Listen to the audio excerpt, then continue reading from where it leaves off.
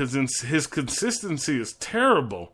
He comes out, he'll play a couple good drives, and then the rest of the game he throws dud balls. He don't know where he's going with the ball, and it's frustrating to watch. And I I bring up my son a lot because this guy's really he has a football IQ. I have a talking IQ, I guess that's what you can call it. But anyway, he even says that he tells me if my son could sit there and say that Trevor Siemian looks rattled all the time, then it's true. Trevor Siemian looks rattled. He does. Half the time he looks like he don't know what he's doing. He looks like he don't know what the plays that are being called. He don't know what play it is. He looks like I know it's kind of griping about our quarterback. We lost the game, so I'm a little upset. So I'm actually kind of going after our quarterback a little bit, which I shouldn't be, because I do support him as the quarterback. He's the starter. He's supposed to be leading the team. But let me just give you some quick information. Last year, Peyton Manning got benched because of injury, and Brock Osweiler came in. Brock Osweiler couldn't play. He couldn't play. Look back at Brock Osweiler's games. He was horrible. Ended up getting benched. And Peyton Manning got back in the game. Guess who ended up in the Super Bowl, winning the Super Bowl? The Denver Broncos. So maybe this is kind of what it needs. Maybe they need to bench him. Get the rookie in. Get the rookie in for a few games, and then see how he does. If he does good, let him roll out. If he don't do good, put Trevor Siemian back in and see what happens. Because we have 5 games left. We still have a chance to get that 6th seed. If we win out, we have a chance to get at least the number 2 seed, or at least a bye. And anything could happen in the playoffs. When you start talking the playoffs, anything could happen, guys. Anything in the world, so anything could happen. So that was my real quick note on Trevor Siemian. Like I said, I still don't think he's a great quarterback. I think he's a average quarterback that's going to be a good career backup. I like the kid. I just think he's going to be a good career backup, and that's as far as I go. Paxton Lynch, I see a whole different side of a player in him. Just off the little bit that he played, the kid could ball out. Yeah, everybody talks about his 7-step drop and all that. You know what? When the same thing is happening with Trevor Siemian, when Trevor Siemian's in the shotgun, Trevor Siemian takes a 3-step drop, so he drops back just as far as Paxton does. So there's no real difference in the drop back. You can control that, especially if you put Paxton under center. Because Paxton under center is really actually better at the rollout, and that's what they want to do. They want to roll out. They want to roll the ball out. So that was my question thought of the day. So I got my four main things I want to talk about real quick. My first one, congratulations to Darian Stewart, who just got a new contract from the Broncos. They're going to keep him into 2020, I think, or 2019, one of the two. He got a really nice contract. I'm glad he stayed, because if they didn't get the contract done within the season, he was probably going to end up on another team. And he's been a really good player. Okay, so that's my number one. My number two is play calling with the Broncos. Play calling, and I've already went off on Trevor Siemian. So Kubiak, I know for the most part you let your OC call the plays the first second quarter, and then you take over the second, third, fourth. I don't understand why you just don't call the plays the whole game. Because you could see the difference in yardage. You could see the difference in the excitement. You could see the difference in the level of play. There's a lot of differences you could see. And it's fun when we can all see that and we can all understand it. So Let's just get some more better play calling out there.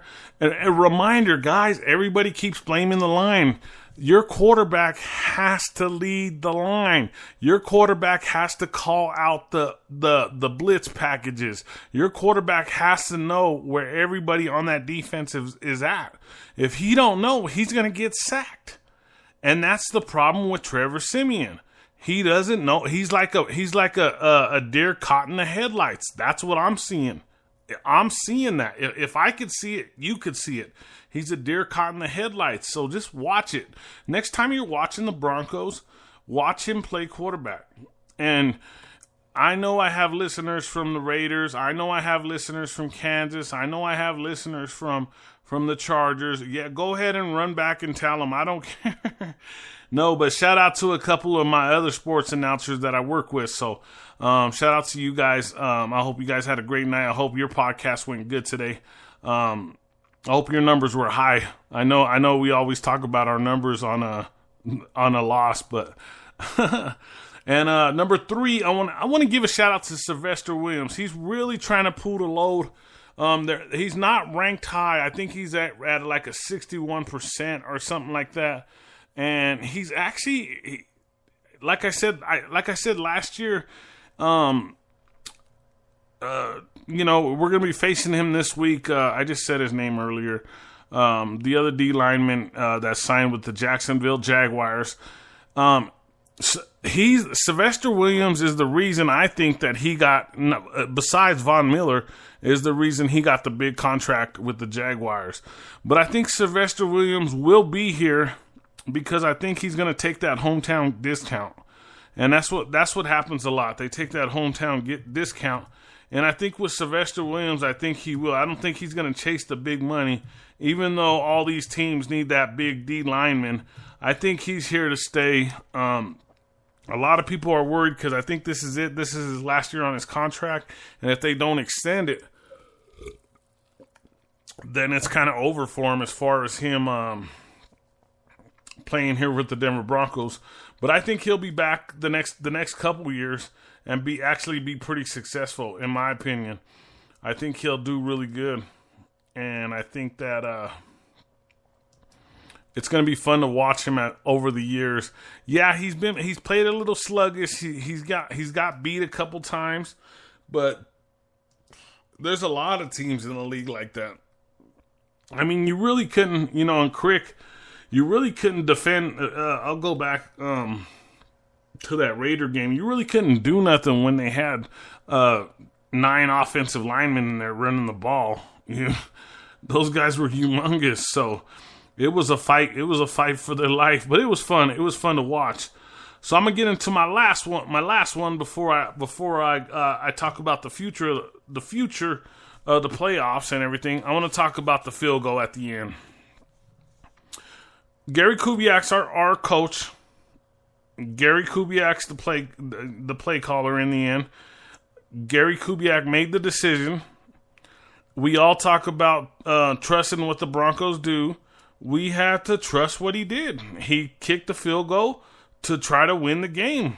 Do you play the game to win, or do you play the game to tie, or do you play the game to lose? You play the game to win. So I didn't see no fault in Gary Kubiak going for the field goal there, especially with McManus, who actually they have said that he had a stronger leg than Prater. The only thing that was the concern was the accuracy, and his accuracy has really grown.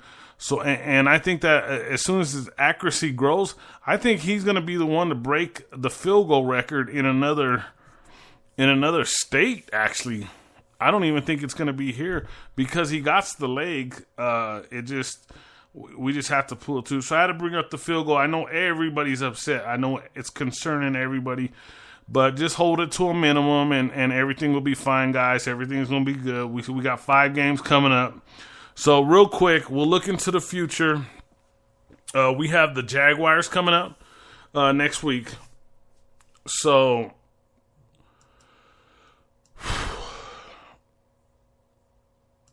the Jaguars coming up next week. I think that's a winnable game. So I'm gonna put a win in that column. And then we got the Titans coming up. I'm gonna put a win in that column. And then I think is it the Patriots? Yeah, I think it's either Patriots or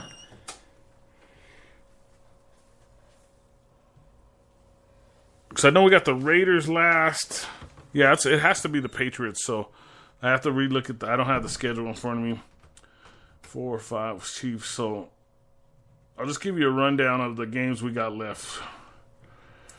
So it's all about winning out. Yeah, it's all about winning out. You take care of your business, you win the game. Okay, that's what it's about. Okay, so you have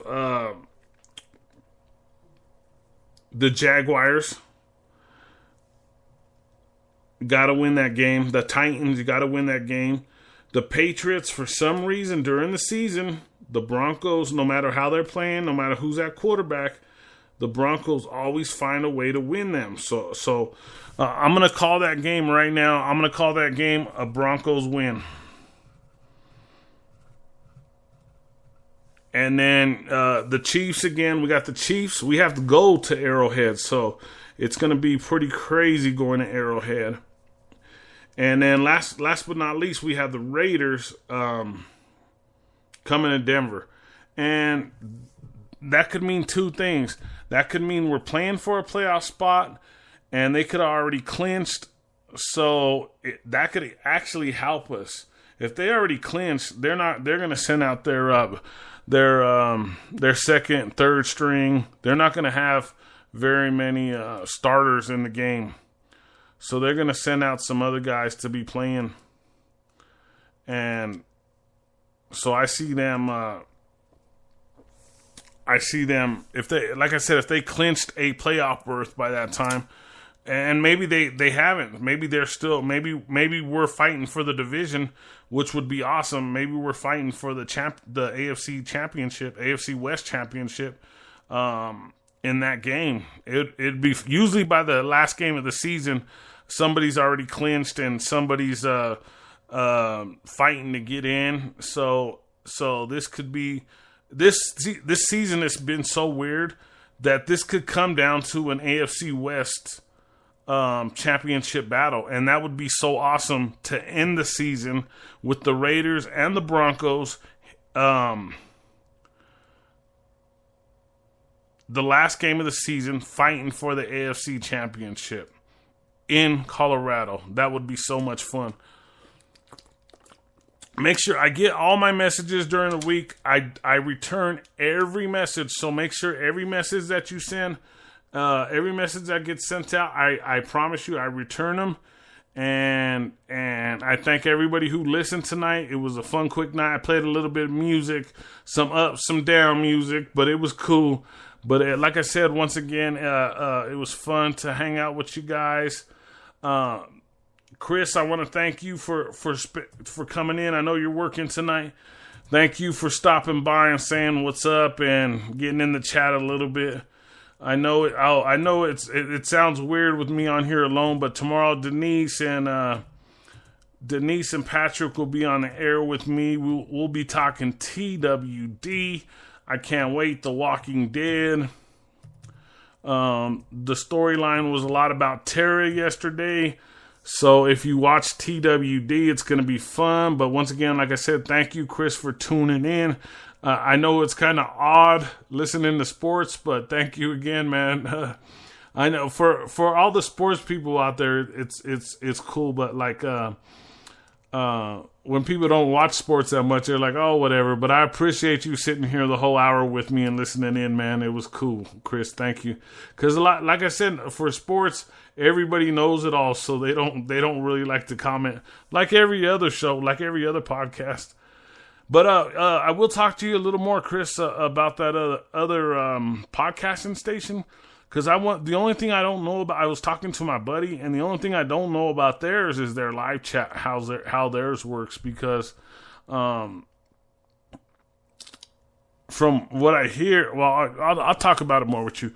But you're on KBLP with IKE DIAZ and the Sports Show. Make sure you check out Chris Stevens on Friday with Freaks in the Basement. It is one of the best shows. It's 10 o'clock